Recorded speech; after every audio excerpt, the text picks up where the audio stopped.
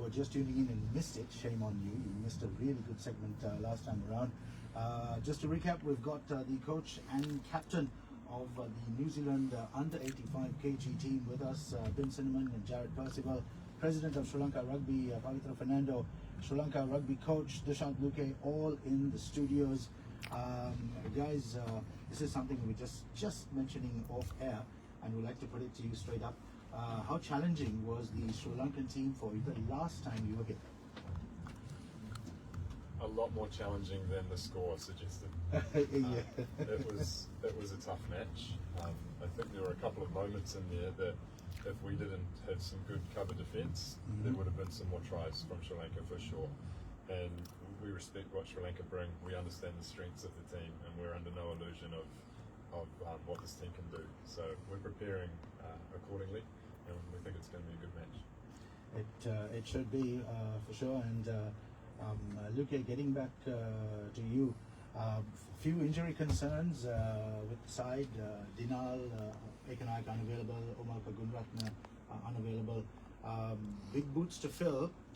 Any news on who might be taking their place? Yeah, I think those two players are a big loss, and also a few other players are going to be full-time involved in the Sevens campaign. So I think it's also a good opportunity for the younger guys to step up as well. So I think Murshid Sabir might step into the playmakers jersey. Yeah. So, he did a very good job.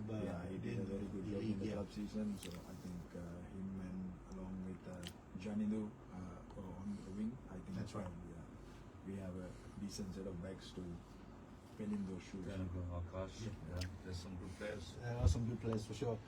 Also, there are now, like you mentioned, the sevens right around the corner as well. Any truth to the rumors that Sri Lanka are resting more players than they should because of the sevens and of course the Asiads coming around? Not really, actually. There are a few players who opted out of the 15s because of the workload. You see,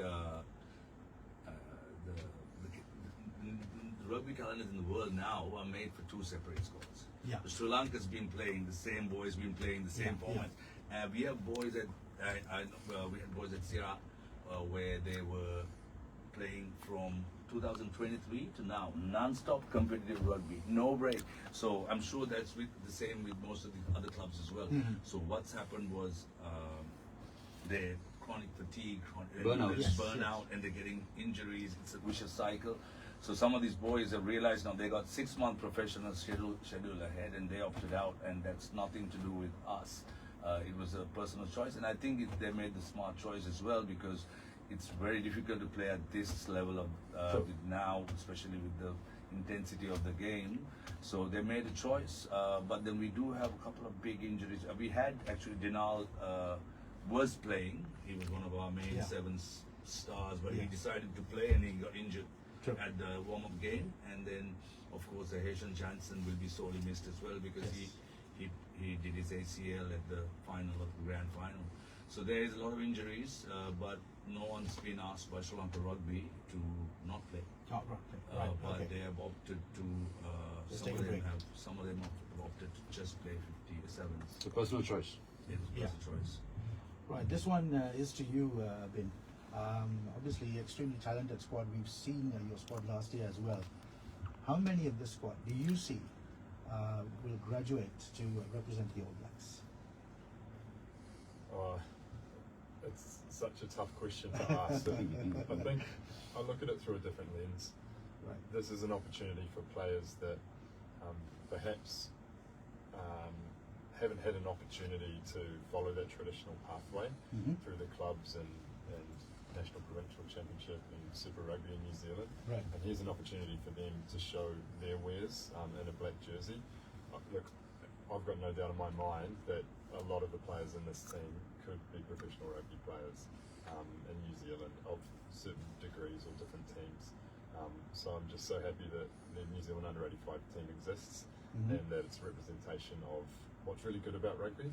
And this grade in New Zealand, this under-85 kilogram grade, which keeps people playing the game and it's another one of those pieces that keeps people involved in the sport from management, administration, coaching, and helps solve some of the problems which we also have in New Zealand, which you mentioned before about people leaving school and wanting to, maybe do something else. There's an opportunity for them to keep playing.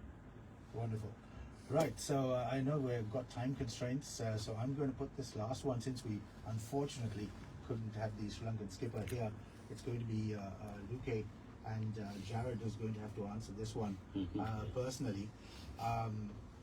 By how many points do you think you're going to defeat your opponent on Saturday? By 5?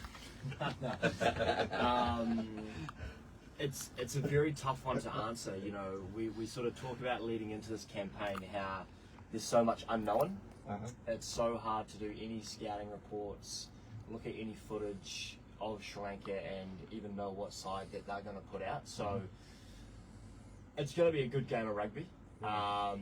And I'm not a brave enough man to put a margin on how much either I team's can tell you gonna one thing buy. that is unknown. Number 1 is the heat level, even though it might be at 7 o'clock in the night. Number 2 is watch out for the spicy food you eat the day before the game. That's going to get you. Yeah, a lot of the boys have found out about that spicy food the last couple of days. Like what happened to you guys in South Africa in '95. Luke?